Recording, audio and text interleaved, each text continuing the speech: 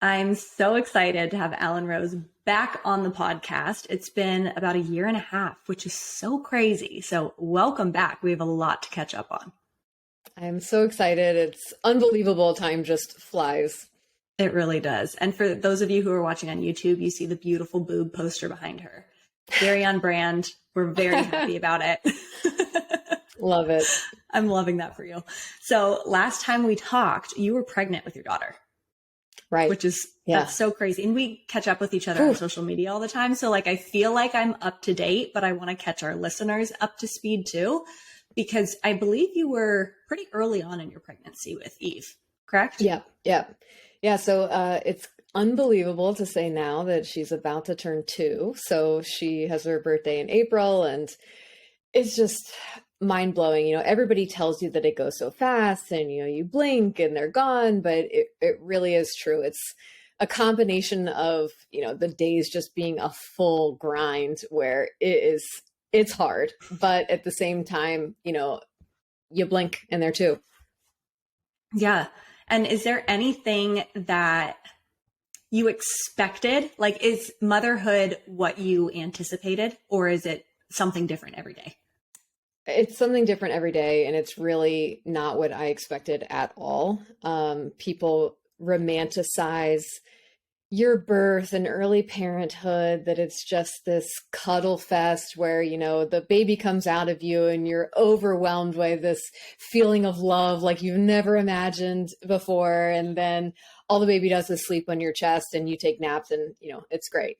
But in reality, I mean, maybe that's the truth for some people, but I think for most women, it's not like that. And it's this hush hush thing sort of behind closed doors. And I had a lot of guilt after having my daughter, where I just felt like I connected to her. Like, wasn't sure if I loved her, all these sort of things. And you feel like there's something wrong with me. I'm broken.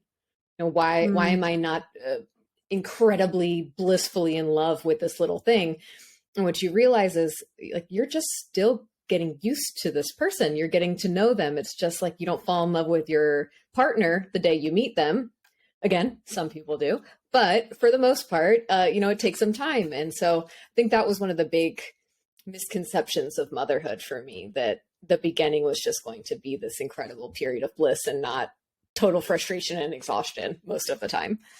Well, your life completely flips upside down in one day. And I feel like, yes, you have 9 months in a way to like prepare, but if you're a first time mom, I would assume you don't really know what you're preparing for.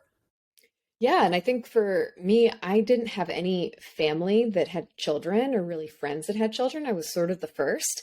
And so I'd never really even held a baby for that long. I'd never changed a diaper. I'd never given a baby a bottle. So it was all new. And I just felt like I was in kindergarten again, learning how to, learn the alphabet, read a book, doing all these things. And it just, it really humbles you and puts you into perspective of like, wow, you don't know it all. But there is an element of, hey, people have been doing this for all of mankind. So you figure it out, but it's not as easy as you think.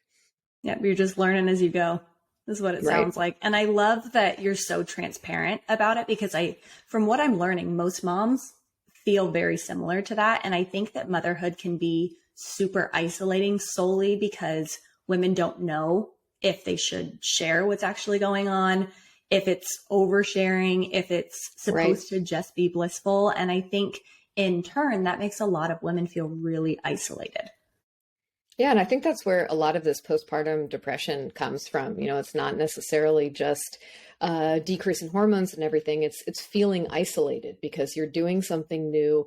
A lot of the things that made you who you were part of your identity, really just have to take a back burner, and you're solely focused on keeping this little thing alive. And it's tough, but I promised myself from day one that I would be honest with people when they asked. So right when I had the baby, people would send me a text. I'm like, gosh, how are you doing? Are you so in love? I'm like, no, I'm really not doing great. This is much harder than I thought it was going to be. It is a challenge. And it was really, really tough for me to not have that magical moment with my daughter that I thought of. I always dreamed that I knew she was going to be put onto my chest and I was just going to be in love with her. But, my birth wasn't what I wanted it to be. I ended up having a C-section after 5 days of being induced, 5 days of being in labor. I was so exhausted. I was barely awake for the birth of my daughter. And it's just, things can change so quickly, and you have to give yourself grace to just say, hey, we got to roll with the punches. And even if it's not what you hoped, prayed for, expected, it doesn't take away from it being a special moment for you. 5 days. 5 days of labor. Don't recommend it to anybody. Never recommend anyone being induced for any reason unless it is medically 100% necessary. It was not great. So were you induced? Is that kind of what started it all? Okay. So what happened was my daughter was born 15 days after her due date. And on the 10th day past her due date, they said, hey, the regulation, I'm living in Germany now. The regulation is that you start being induced. So I didn't know anything. I didn't have any friends who had childbirth. I didn't have a mom around to tell me, hey, maybe you push back and ask questions. I just said, hey, the doctor is telling me I'm supposed to go in and do this. So I did, and it started out bad and just progressively got worse. And then all of a sudden, having the C-section anyway. So it was a wild ride. I can imagine. My goodness. And even the mental component, obviously your body is physically going through more than we can even comprehend. But the mental component, I would think the recovery after going through something like that is even more intense mentally. Will you walk me through kind of where you were at? Yeah, that was tough too, because when you have a C-section, a lot of people, there's all these nasty people on the internet who will just call it the easy way out of birth. Like, oh, you just signed up and you had your designer baby and on the way you go. But they don't realize what an extensive surgery a C-section is. And I feel very fortunate to have had my daughter here in Europe, where they take it very seriously.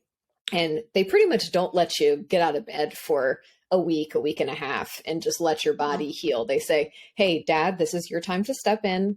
You're picking up the baby. You're doing the heavy lifting. Mom can maybe take a couple steps here and there, but that's it. So coupled with the fact that I didn't have that deep, connection with my daughter, I also physically couldn't do much.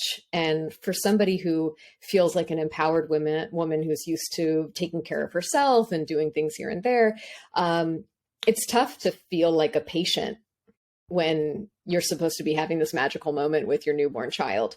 So that was tough. I think that going into birth a second time around, I will feel much more empowered to push back and make decisions that are right for me and my body and what I would like to do, and not what someone just recommends to me. Yeah. How long did it take you after your daughter was born to feel like you really developed that connection?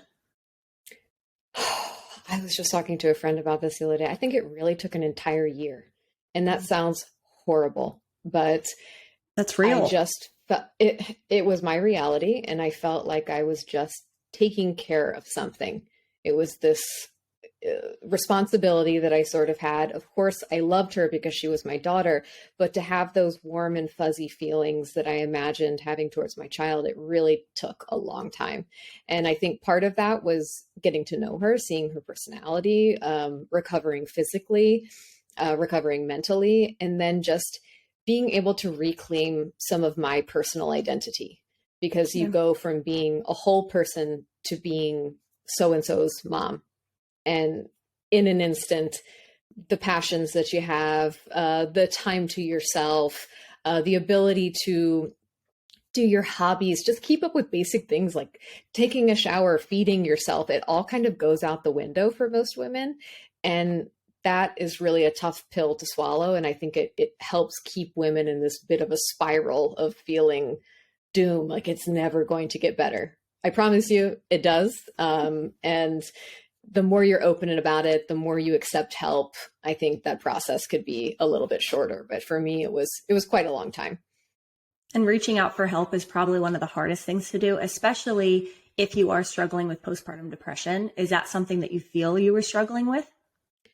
I don't know if I would call it full-blown postpartum depression. I certainly had the baby blues. And for me, it was more so I didn't have help. I don't have my family here. There was nobody nearby. I had no babysitter. There was no moment where I felt like I got a break, even for 5 minutes of being able to turn my brain off from being a mom. And I felt like, oh my God, I'm never going to be able to go to a doctor's appointment again. I'm never going to be able to go on a grocery run. I mean, these very basic things that aren't fun, but you just think, I just need a minute. I just need one free minute. And it wasn't until I started getting that time. I had a friend come over who helped me babysit my daughter for a bit. I leaned on my mother-in-law, hey, please come help. Like, even if it's just you're sitting on the couch, knowing that somebody's there that loves and is caring for your kid, just takes a bit of that burden off. So that was really what set me to the point where I felt comfortable and like myself again. And like I was on the road to feeling better. Yeah. Well, I appreciate your transparency and your honesty about it, because I think that the baby blues is something that is new to me hearing, that I think people are quick to kind of just assume like, oh, well, postpartum depression is just a normal thing. And they label that so quickly if somebody is struggling with anything but a blissful feeling. And I think that prohibits a lot of women by talking about any of the difficult feelings because they don't want to be labeled. Were you getting help when it came to your mental health with like talking to a therapist or really reaching out to your friends and family back home? Like, how do you think that you were able to do like tangible tools to help you get back to feeling like Allyn? So for me, it was definitely leaning on friends, and I would say the right kind of friends. You can have great friends for other aspects of your life, but when it comes to motherhood, sometimes they're just a toxic friend, or there's that toxic positivity of, oh, but it's going to get better. Oh, just wait until this, and not really have someone empathize with you in the moment and say, wow, that really sucks. And is there anything I can do? And really meaning that and taking proactive steps to help you. I was really fortunate to have a lot of great friends who sort of helped me through the process, allowed me to just unload on them when I was having a bad day. I have a wonderful, supportive husband. He was a great help. Sometimes I just had to hand the baby over to him and say, I just got to sit in the bed for a minute with my noise canceling headphones on and just tune out from the world. And I think getting help, having somebody to watch my daughter, even if it was for 1, 2, 3 hours in my own home, just in the other room, made all the difference for me. That was the big game changer of feeling like I can take a deep breath. And we had mentioned kind of off camera before we started too, just about the differences between being a mother in Europe opposed to being a mother in the US. And it sounds like Europe gives a little bit more, I don't want to say benefits. That's not the proper word, but they seem like they care more in like actually providing the parents with tools to be successful. So I'd love to hear like the biggest differences that almost shocked you too when you became a mom in Europe, knowing you'd been raised in the US. I think that the social value of giving birth to children is significantly higher here. In the US, it's, we're very career focused. It's seen as a bit of a hindrance. Okay, well, you're going to be out for 6 weeks and how are we going to replace you? And it's just really not like that here. Women are given up to 3 years of guaranteed job placement. So if you're working at your company and you go on maternity leave, they have to keep your job for you for the full 3 years. Wow. And it's incredible protection for women. You get an entire full year of parental leave, paid parental leave, up to a certain threshold. Of course, if you're making millions of dollars a year, the government's not giving you $1 million a year, but it's still an incredible benefit.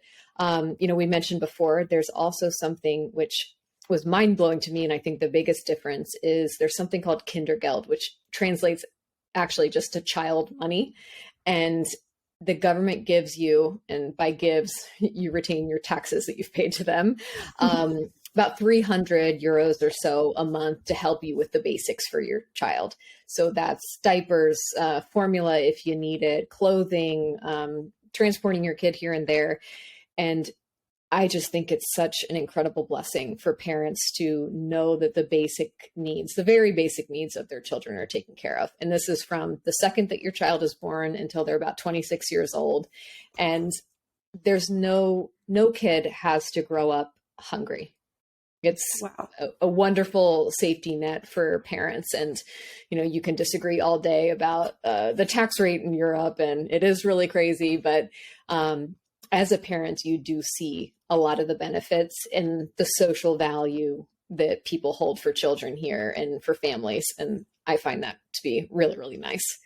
It's very nice, especially because it's so drastically different than here. Yeah. That I well, feel just like the thought, yeah, I look at my friends who have to go back to work 6 weeks after having a child. Like, I was still in diapers. I was still hemorrhaging blood from giving birth. Sorry to be too graphic, but the idea that I would have to leave my infant in the arms of a stranger, go back to work still bleeding, and then expect everything to be okay, I just find so inherently wrong. And it makes me very, very sad that there aren't greater protections for women. Yeah, it's so sad. And you're expected to like be back in, but it's true. Like, you're supposed to just go back to work, perform as you did before you had a child, and get back and pretend like nothing changed. When your body and everything about you is completely different. Yeah, you got to be the ball busting career woman. And then also you go to the doctor and they're like, okay, well, you're cleared for sex now. So, you can go please your husband. And just the toxic conversation around giving birth is just, it's shocking. And I feel very, very grateful to have had, while my birth story wasn't the best, my postpartum care was really, really fantastic. And I'm super grateful for the opportunities and benefits that were given here. And I'm curious because when we spoke with Dr. Marcy, which everyone will be able to listen to that episode as well, she was talking about when you go to like your 6-week follow-up and they basically clear you for sex and say you're good to go, like the first thing they do is push birth control. And that's really all they're worried about. Is that similar to your experience in Europe, or is it totally different?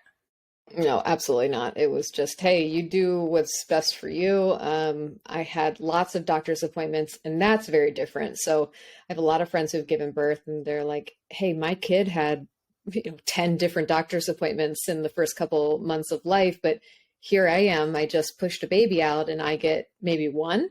And it's just to tell me, okay, you can go back to work, you can have sex with your husband again, and out the door you go. But yeah, and here's a pack of pills if you need it. But here it was very focused on making sure that I was in a good place, checking in, making sure my body was healing. And another great one. I can't believe I forgot this. This is the biggest difference. I had access to a midwife for 6 weeks after birth. So the midwife, covered by my insurance, could come to my house every single day for 6 weeks to check on me. Check on the baby, make sure my scar was healing.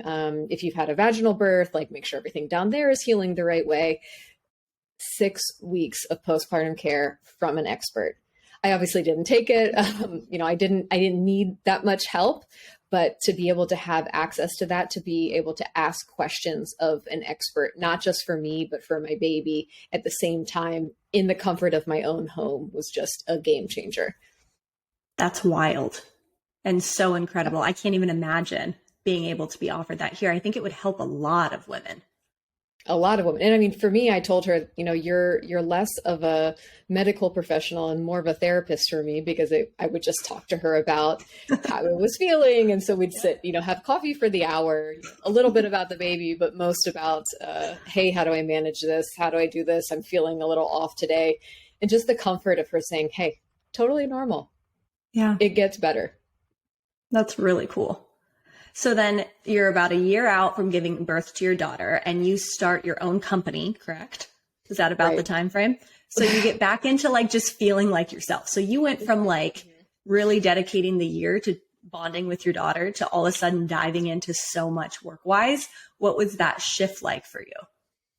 Oh, it was crazy. I'm actually thinking about it now. I think it was quicker than that. It was like 4, 5, 6 months or something after giving birth.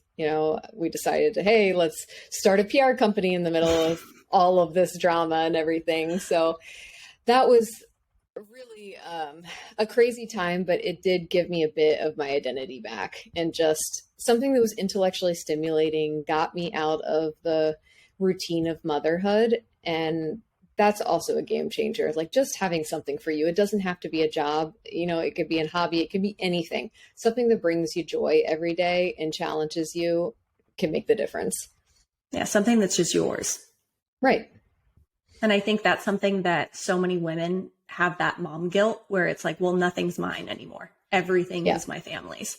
And I think it's really cool that you were able to separate those things, especially with your first child, because that's hard to do. Yeah, I think it's really tough, but it's okay to realize that you're also a person. We're expected as mothers to just be these selfless, all giving entities. But, if you guys listen to the episode with Dr. Marcy, she says all the time, you can't pour from an empty cup. And that is so, so valuable. And I just remember realizing that this was the first time in my life where I ever felt limited with my time. Prior to that, I was busy, but there was always something you can squeeze in. But then having a child, their window is their window, and you have to do everything else in your life outside of that window. So that might be an 30 minutes in the morning and 2 hours at night. And it just made me realize, like, the superpower that women have to get everything done in this very, very small window of time. So I've never been busier, but I've never felt more empowered about what I can accomplish in a day. You're so multifaceted. And I think that word probably takes on a whole new meaning once you get that new role in your life, because you really do start becoming so many different things. And it seems like you're really proud of all those different aspects that make you you. Yeah. And it took a while to get to the point where it was okay for me to allow myself to value myself again, the things that I'm doing, because there is guilt. And even if you're out there, I think any woman who can tell you, they could be the most successful person in the world, but there's always a lingering feeling in the back of their mind. Am I doing enough for my kids? It's a stranger raising my child.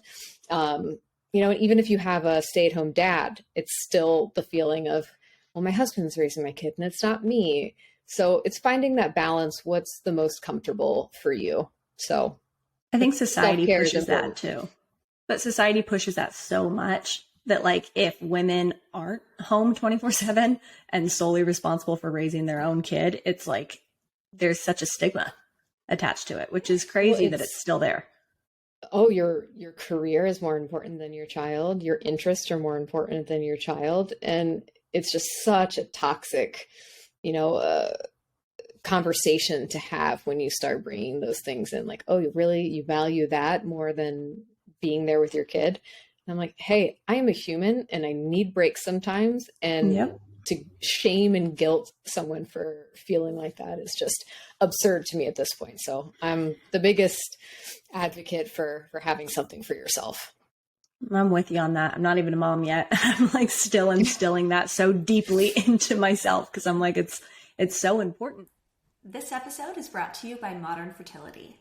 Back in 2020, my girlfriend ordered a Modern Fertility kit to learn more about her fertility health.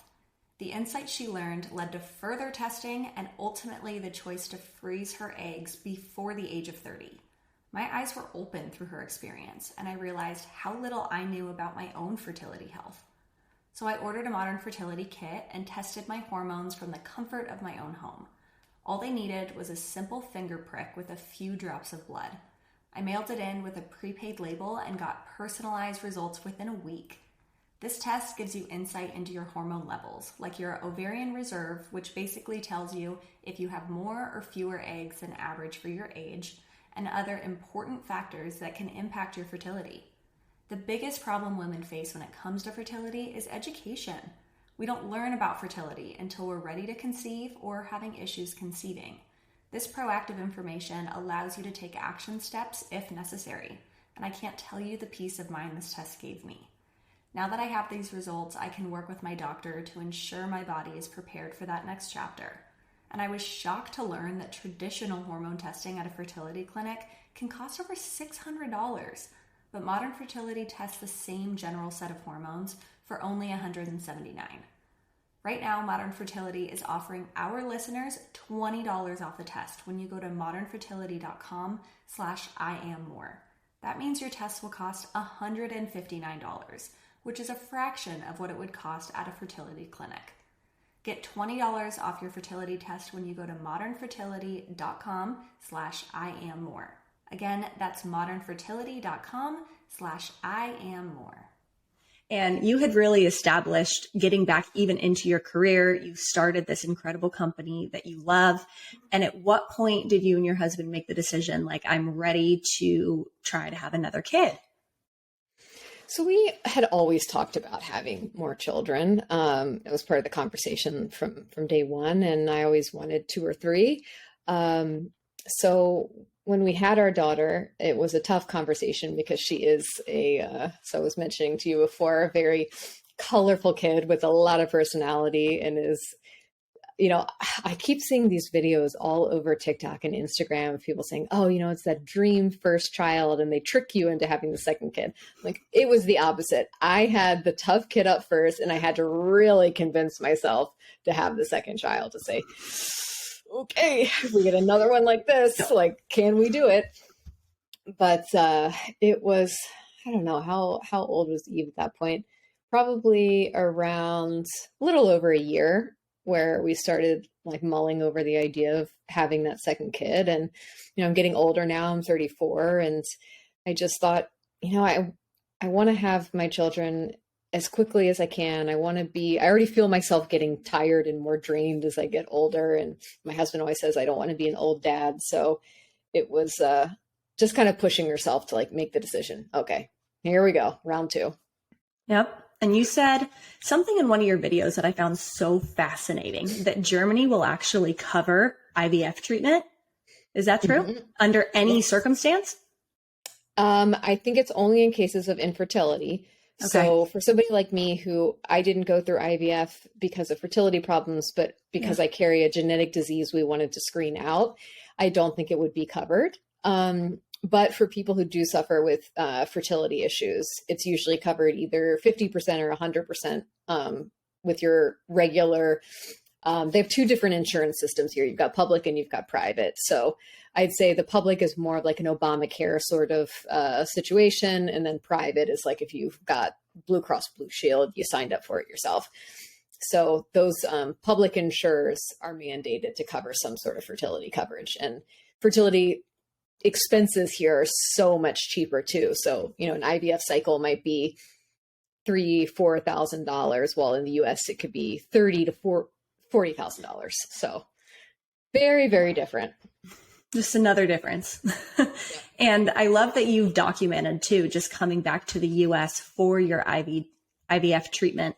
Mm-hmm. You're going into DC because is it the same clinic that you froze your embryos? Are you going there every time, or what is that process looking like? Yeah. So the fertility clinic that I use is Shady Grove Fertility, and I use them because they're one of the biggest in the world. They have some of the greatest success rates, and they really specialize in doing this sort of genetic testing on embryos. And this is something I think a lot of people don't know about. If you carry a gene mutation, so, we hear a lot about breast cancer gene mutations, or if you've got the gene for multiple, how do I say this right? Multiple sclerosis, muscular sclerosis? I can never say that properly. MS. Always saying it wrong. Yeah, MS. Things like that. You can actually remove those genes from your family tree forever. It's unbelievable. Yeah, that's mind-blowing. Wild. So, you take a woman's eggs, you fertilize them, they become the embryo, and then on day 5 of embryo development, like a 5-day-old little cluster of cells, they can go in, take a tiny piece of DNA, and already tell the gender of your baby, if they carry a genetic disease or not. It's mind-blowing. So for somebody like me, I carried an X-linked chromosomal disease. So we were able to see like, okay, here are the boy embryos that are affected by the disease. And then here are the girl ones that just carry it like me. So I'm not actually affected by my own disease. I just can pass it on. And yeah, it was mind blowing just to be able to see that. And then also while they're doing that, you can test to see if your child has chromosomal abnormalities. So that would be like if they have Down syndrome or some other trisomy. And it's just unbelievable that by day 5 of human development, you can tell these things and you can change the trajectory of your family forever. So one of the craziest things for me is I had a woman from the breast cancer community reach out to me when I first started sharing my story. She's in tears saying, my husband and I decided not to have children because I carry the breast cancer gene mutation and I couldn't bear passing that on to my kids. And now there's an option for us. And I just didn't know I could do this. And I can have a baby now. It like makes me tear up every time I talk about it because I have full body chills. I'm tearing up. I'm like getting chills here too. And it's, I just I couldn't believe it because for me, I always knew about IVF. You know, my mom was very proactive, talked to me about it as a kid. Hey, this might be an option for you. And obviously tech has evolved over the years, but for most people, they don't know that you can do something like this. So that was really a catalyst for me to continue sharing my story, even when it was really hard, because I knew that there's people out there that need to hear that this is an option for them. Wow. And when they're taking these embryos, they're able to see if they're a carrier or not. Is it they take as many as possible, and the ones that just it didn't get past to, those are the ones that are, I don't want to say kept, but like the ones that are more viable? Or are you able to remove something from those embryos? Nope. So it's kind of a decide to keep, or I don't know what they call destroy embryos sort of situation. So let's say you've got 10 and 5 of them have the genetic disease and 5 of them don't. Some people choose to keep them frozen forever. Like that's just a personal decision, but it costs a lot of money, you know, over time, if you're never going to use them. For me, it didn't make sense to keep these affected embryos. So you can donate them to science. You can put them up actually for like embryo adoption. So there are other families out there who say, hey, you know, we're okay having a child that maybe has a genetic disease. We just want a baby. So there's situations where you can do that. But for most people, they solely keep the embryos that are healthy, either from a chromosomal perspective or genetic mutation free. That's fascinating.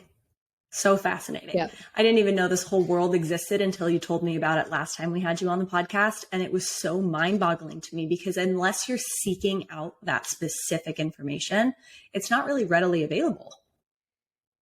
Right. Well, and it's, there's a lot of barriers to entry. It's very cost prohibitive. So unless you've got $40,000 laying around for an IVF cycle, all of your medication, traveling, you know, all these sort of things, genetic testing is an extra cost on top of that. It's really, really tough. And so a lot of families just can't do that. There are more and more grants that are available, and more insurance companies are providing coverage for women who have infertility. So that's really fantastic. I think there's something like 18 states or so that mandate you have to have fertility coverage if you're an insurance provider. So that's really freeing for a lot of people. And then there's also tricks around it with employers. So Starbucks has really great insurance coverage for IVF. So a lot of women will just get a part-time job at Starbucks to reap the benefits of fertility coverage. So it's kind of crazy, but the support groups online and stuff, everyone's sharing the tips and tricks of like how to get around the extra costs of IVF. And it's a really great community too. So let's say you have medication after your cycle. It's very expensive medication. People will just gift it to strangers. They'll say, hey, you know, I've got this left over. Anybody who needs it, come and get it. And so it's really kind of a girl power world behind the scenes. I'm all about that. That's very cool. So when you go and you're flying into DC and you have these embryos, what's the process like then? You just choose when you want to get implanted, basically? Yeah, it's just as crazy as that. You literally sign up to get knocked up And obviously it depends a little bit on your hormones. So, you got to get your period, then they start you on, an estrogen that gets you to a certain point.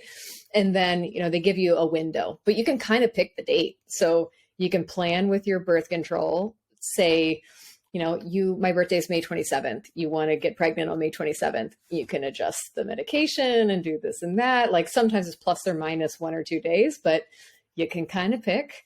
So that's cool. It's like a blessing and a curse. It's cool in one sense to say, hey, I'm in control of this, but it takes away all of the romance of having children. I always say, you think of, well, I'm going to have a glass of wine and a romantic night with my partner, and, we're going to make love and have a baby. And it's just so clinical to have to both of you pencil it into your calendar. And then for my husband and I, like, all right, let's book the international flights and who's watching the dog and doing all this. It's like planning a very expensive, not very fun vacation. Yeah. My goodness. That's an interesting way to look at it, but you're spot on. That's pretty wild. You just gotta, I think to myself, hey, I'm super fortunate to be in the position where I can do this. So let's look at the bright side.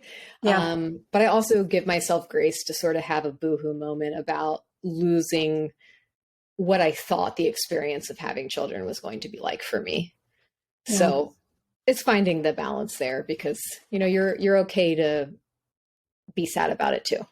Yeah, absolutely. I think that that's the plethora of emotions that come with any chapter like that. It's going to have such a roller coaster experience no matter what your journey looks like. Because I think everyone expects it's going to go completely differently than it goes for 99.9% of people. I don't know anyone that says it went completely according to exactly how they planned and they had all the blissful feelings. Like, I just don't know that that's really reality. Yeah, my girlfriend Mara always says, motherhood is the great equalizer. You always realize that when you go into something like this, like we're all kind of the same. And there's going to be moments where, things are exactly how you expected it. And there are going to be times where it is so, so different. And you just have to allow yourself to be flexible. And I'm a pretty inflexible person. I like to plan. I like to have things, I envision it in my head. This is how it's going to go. And so when things deviate from that, it's really an emotional challenge for me. But if there's one thing that IVF does, it like humbles you and makes you realize like your schedule is not your own. Your body's going to do its own thing. And you just have to be along for the ride. Definitely.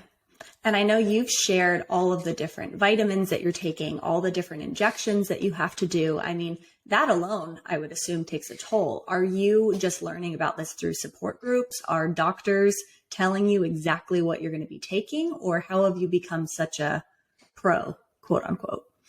Well, thanks for saying that. I think I'm far from a pro, but I do like to keep myself educated on sort of the best practices of how to have a successful cycle.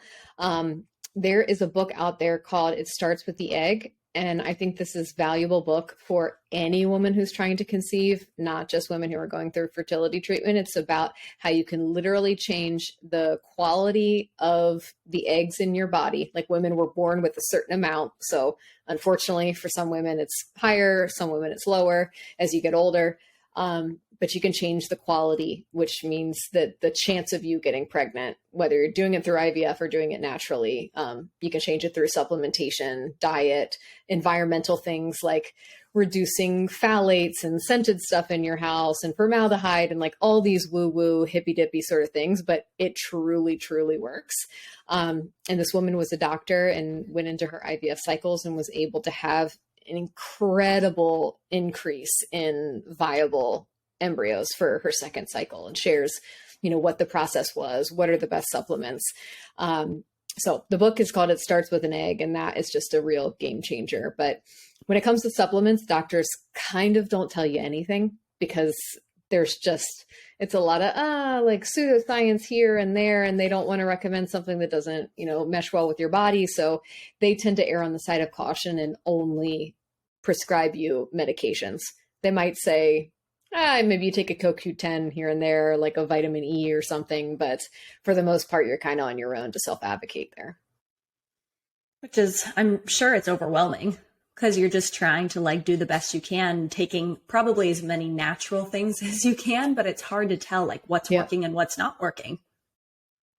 When you can just go down the rabbit hole too. So when you read this book and you start realizing like there are poisons everywhere, and so you're getting rid of your scented dryer sheets and you're changing to like non-toxic, unscented, laundry detergent, and you're eating a Mediterranean diet, and then you realize the supplements you just spent $200 on are now like they're no good. You got them from some mass-produced China pill mill. Like you have to go with the all organic, vegan, cruelty-free, like you can just make yourself crazy. So you got to just say, hey, like I'm going to do the best I possibly can, try to not drink alcohol, reduce my caffeine intake, these little baby steps, but all you can do is the best that you can. And it definitely made a difference in my second cycle. I went through 2 egg retrievals, and the first cycle I only got 1 viable embryo, and the second one I got 3. And I think I really owe that to a lot of lifestyle changes. How far apart were those? 2 months. So I think Wow. they recommend 3 to 6 months to make a really big difference. But for me, it was pretty quick. I think the number one thing was reducing a lot of the stress around the cycle for me, which easier said than done. But I just really tried to focus on eliminating stressors and just saying no to things. Yeah. I'm someone that always says, yes, I want to do it all. I want to travel the world. I want to speak here, do this. But I just had to say, hey, look, this is 2 months, calm down, focus on, growing some healthy embryos. Yep. And so you fly to DC, you get the embryo implanted, and then are you staying for a period of time to like be monitored, or are you just going back home? You can go right back home. So Wow. I did that with my cycle in between. I've had done 3 cycles now. So my first one, I was successful with my daughter. My second one ended in miscarriage. The third one, which we just did, the first and second, I stayed a few days. And then the first and the third. The second one, I went back immediately because I thought, Okay. oh, okay, it's no big deal. And while that was probably okay, putting yourself in an airplane, you're going through a lot of, stress, wrangling a kid, doing all the stuff. There's inflammation in your body, all kinds of things like that. I wouldn't recommend it. I would say it's probably a safer bet to just give yourself a few days to decompress, let that embryo get nice and comfy in your uterine lining and implant there. And I think it made the difference for us this cycle, just giving myself some time to chill afterwards. Yeah, I'm sure it did. Just you're in a more relaxed state. Traveling is so anxiety inducing anyways, especially when you're doing international. It's not like you're going on an hour flight. Yeah, and I mean, you can be in first class, but it's still stressful. Yeah. Anytime you're having to do it, go through security, schlep your bag, what have you, it's tough. Yep. And you've been pretty transparent about your second transfer and it not ending the way that you had hoped, which I'm so sorry for your loss. I'm sure that that was a difficult thing to come to terms with and then to share. How are you doing with that? It was really, really hard. I feel grateful in one sense that it was very early. I had my miscarriage at 6 weeks, so it wasn't, I didn't have to have surgery. I didn't have to take medication. It wasn't, the really horrible process that it can be. But I think from an emotional perspective of planning, hoping, and dreaming for a baby, going through all the process of, paying for it, traveling, getting your hopes up, taking all of the medication, getting pregnant, thinking that this is going to be the miracle for you. And then out of nowhere, it just isn't. And I also just went in so naive, like I wasn't going to be the woman who had a miscarriage. I did everything the right way. I planned, I did the genetic testing on my embryos. They're perfect. I'm young, I'm healthy, I did it all right. But you just realize that it's like in God's hands 100%, and you have no control of it. And you could do all of the right things and it can still not work out. And I just realized that I've been sharing all of the good and I'd had so much success, but there are so many women out there that just have failed transfer, miscarriage, failed transfer, failure, failure, failure, and never get that, what they call a big fat positive. And it would be really unfair for me to only share the good part. So I wanted people to know this is a reality of going through this. You're not alone. I had no idea that 1 in 4 women have a miscarriage. Like, that is just mind blowing to me. I mean, and you just don't realize, like, everyone comes out of the woodworks. And I started sharing my story, and then it was every woman I know said, oh yeah, I never told you this, but I also had a miscarriage, or I had a miscarriage between all 3 of my kids. Just unbelievable amount of people who are suffering in silence going through something like this because it's this taboo topic, to the point where we don't even share our pregnancies until we're 3 months along, because then it's safe. Like, that's so incredibly sad that you can't shout from the mountaintops, hey, like, I've been blessed with the miracle of, potentially having a baby, because you're scared that you're going to have a miscarriage and have to tell people about it and feel shame around it. Like, there's something you did wrong. So it was really hard to talk about it publicly, but the positive outcry of support that I received so far outweighed the negative feelings. And it just made me feel like, all right, I'm not alone here. There's a whole gang of women around the world who are, feeling the feelings with me. Yeah. And it sounds like there's a whole other community that nobody wants to be a part of, but once you are a part of it, it sounds like a really strong support system. Yeah, what do they say? It's the worst club with the best members. And there are just a lot of people out there who are willing to share and support you along the way. And I feel sad that so many people suffer in silence about it. It's really not a nice thing to go through, and isolating enough as it is. Yep. It's heartbreaking. And you're mourning in such a deep level. And especially if you're doing that all alone, I can't imagine how isolating that has to feel. And then when you get around to the idea of like trying again, how did you process those emotions? And are you doing okay now, even going through the process again? Yeah, so it was a lot of getting into the right headspace to try again, but there is always emotional baggage with it. So, for example, you have to do these beta testings, basically the blood test to find out that you're pregnant after a transfer. And you start on day 10, you do it again on day 12, then you do it again on day 14. And so I went in for the first one, and it was a good number, but it wasn't an amazing number. And so you're nervous, like, okay, well, and the number has to double every 48 hours. So then you're waiting 48 hours, going through the stress of just the waiting. Then you do the other blood test. Then you're waiting for the results to come in. And then I had great numbers, the second one, like more than double. I'm like, okay, yeah, like this is going great. Then today, actually, I got my third blood test result, and it doubled, but just barely. And I just had this like lump in the bottom of my stomach, thinking like, oh God, well, what if there's something wrong? Like, which is so crazy. It doubled. It did the thing that it needed to do. But there is this underlying trauma of, but what if? And so I'm trying to put that aside and just be able to really celebrate the wins and finding out that I'm pregnant again. But I don't think that feeling will ever go away, even if I were to have another child. Like, there's just that anxiety of losing your baby is now a possibility when it wasn't before. I felt no fear going into it with Eve. Just, okay, we're going to do this. It's going to work out. It's going to be great. But now there's always the, your white knuckles just hoping and praying that you've got nothing to worry about. I'm sorry you have to experience that.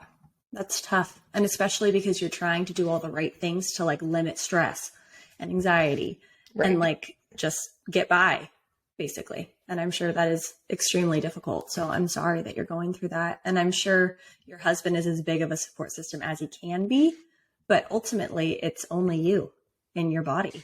And are you able to do different types of tests or check-ins or anything that can give you peace of mind throughout your pregnancy? So I think the thing that's going to give me the big peace of mind is next week. I go in for the first ultrasound, and then once you see that, you hear the heartbeat. I think you allow yourself to think, okay, this is real. And my daughter had this pumping heartbeat, crazy at 6 weeks, which is unbelievable. And so that was just such a freeing feeling. And I'm hoping we go in and get that same thing again, and then you can finally just take the deep breath, and say, okay, we made it here. And the great thing, again, I love America, but I'm like pro Germany when it comes to their system of, helping mothers and taking care of mothers. I have access to so much care of like doing screenings basically whenever I want, like going in, making sure that the baby is okay. It's so nice. I think I probably had 12 ultrasounds or something, which is not normal, but I had a lot with my first pregnancy. So it was kind of like almost every 3 weeks I'm going in, getting, another ultrasound as things progressed. And it just made you feel like, all right, everything's okay. It's smooth sailing. Baby is there. Then once they start kicking and everything, like you're good to go. Yep. And it's funny that you say that about Eve at 6 weeks, because from what you've told me, it sounds like her personality matches. She just came out of the womb. Came out of the womb like that. And then I feel so badly now. You look at parents who've got, rambunctious kids in public and stuff, and you're like, oh God, why don't they take care of their kids? Or, they're obviously terrible parents, but once you become one, you realize like, okay, you can tell them and teach them all the things that you want, but there are just certain moments where they're going to do whatever they want outside of your control. So there's something people always call the mom nod, like when your kid's having a meltdown or, something, you just kind of look over, like you give them the all-knowing nod, like, it's okay. Nobody judges you. Like we've all been there. You give your kid ice cream at 8:00 in the morning just to get them to stop screaming at you. Like, it's all right. You got to do what you got to do. That's what it sounds like. Correct. And were you guys able to, do you know the gender ahead of time? You don't have to share it if you don't want to, but you already know. We do. We'll probably share a little bit farther down the road, but because we did the genetic testing and because my genetic disease is X-linked, we were able to tell based on those test results, okay, like if it was an unaffected male or an unaffected female or a carrier female, all the scientific talk. So we kind of knew ahead of time, like this is the pool we have to choose from, and that's it. So it's kind of fun knowing ahead of time. But again, it's one of those things too, that you always think of that anatomy scan where you go in and you find out the gender of your child, and kind of take away some of the mystery again, but nice in some ways, not nice in others. Yep, definitely. Well, I'm excited to hear. I'm excited to just be able to be a support system for you over the next, 9 months. And you said your test is next week? Yeah. So I go in for the ultrasound next week. We will see how things are progressing, but it's very exciting. And if this baby's anything like Eve, she'll cook for the full 10 months plus some. So we shall see, but I just feel really, really lucky to be in the position where I am, that, we had this successful third transfer, and just hoping and praying it keeps going. Yep, I'll be praying for you. You'll be in my thoughts. Well, you did so much work ahead of time, especially with Previvor, and you've been such an advocate and just really women's health in general. How has that evolved, or the way that you approach self-breast exams or women advocacy? How has that changed over the last 2 years of your life? Well, I have always been a strong advocate for being your own advocate, pushing back, always saying, hey, I know what's best for me and I want this. But I think after my childbirth experience and after being a mom, I just have this no holds barred attitude of, I know what's best for me. I know what's best for my child. And feeling very empowered to be vocal about it. And so I've really been encouraging people who send me messages saying, oh, my doctor recommended this, but I don't know how I feel about it. Or, my doctor said this surgery was the best thing for me, but I really want this. And just encouraging people to go and push back and say, this is not what I want. What about this?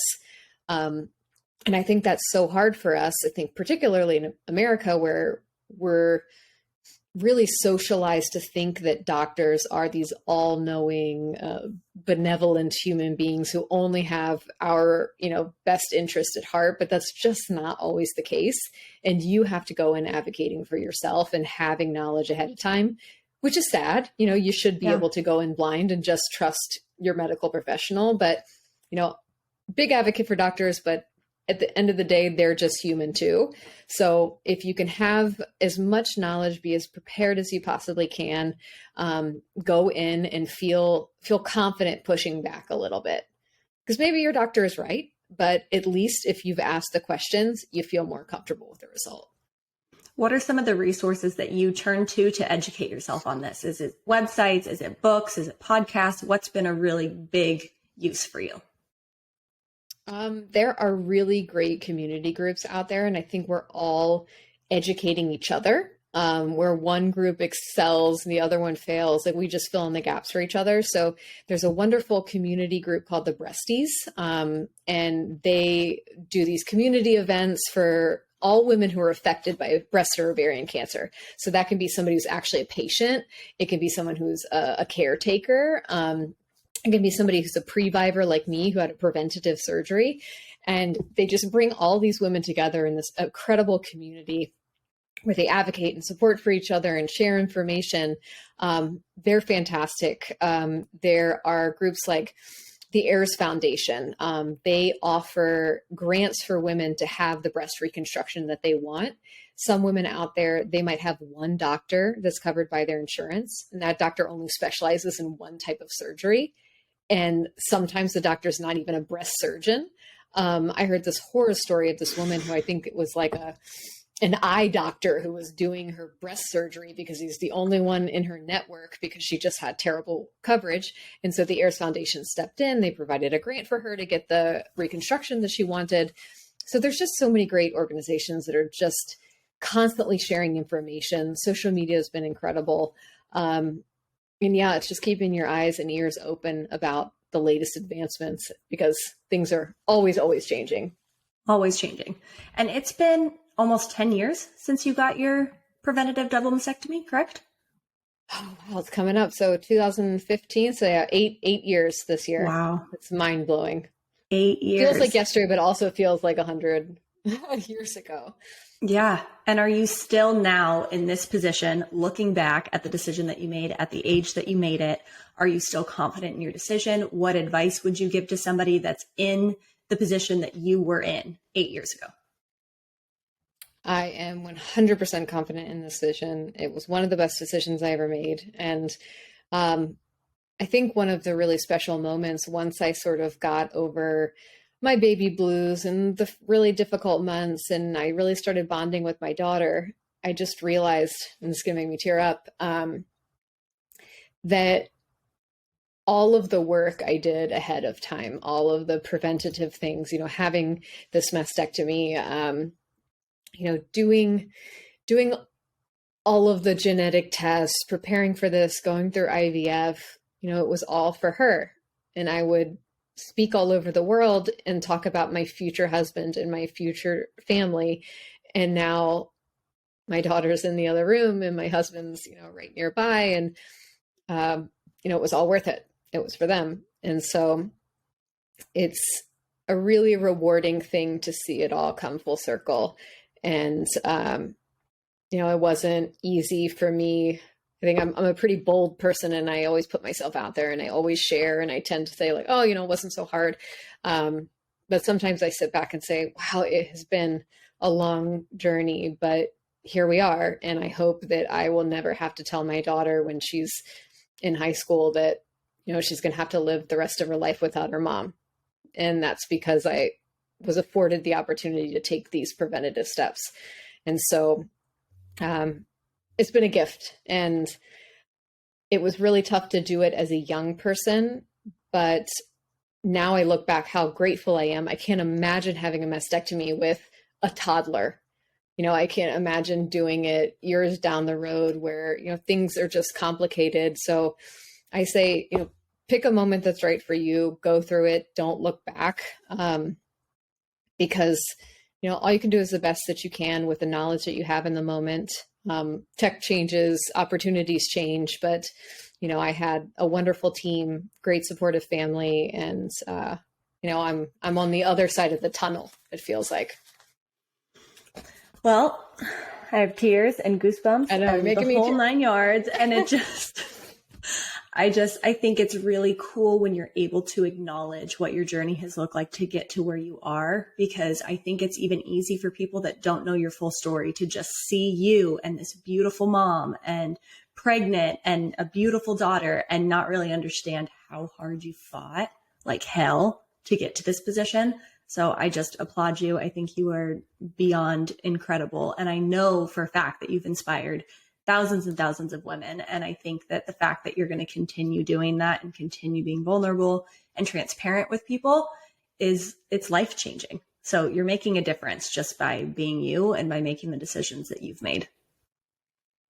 Well, thank you so much for saying that. And I'm just really grateful to get to come on this podcast and share my story. And you're always giving women a platform to share. And so I'm just as grateful for you and the things that you're doing. So thank you. Oh, I adore you. I've adored you for a long time. And every time I talk to you, I know, like every time I talk to you, I just realize how much I love and admire you, that I'm like, God, I just wish that I could see you in person right now. But if people that have listened to this episode, they want to have conversation with you directly, they want to ask for advice, what is a good way for them to reach out to you and to connect with you? So I'm available across kind of all platforms at Allyn Rose. And I'm one of those people, I read every single message. I go into my secret message folders. I will write back. I read it all. So feel free to send me all of the inappropriate questions, all the crazy things. I've heard it all, I've seen it all. And then if there are women out there who want to get more information about, they find out they have the breast cancer gene, they have a strong family history of breast cancer, they can go see at the Previvor or theprevivor.org. Okay, perfect. I will link all of that in the show notes so that you ladies can easily access it. And thank you. Thank you for being on here. That was amazing. I feel like I could talk to you forever. We are just at about an hour and I feel like we scratched the surface. It was my pleasure. Super, super excited to be back on again. We'll do episode number 3 somehow down the road. There we go. All right, I'll stop recording.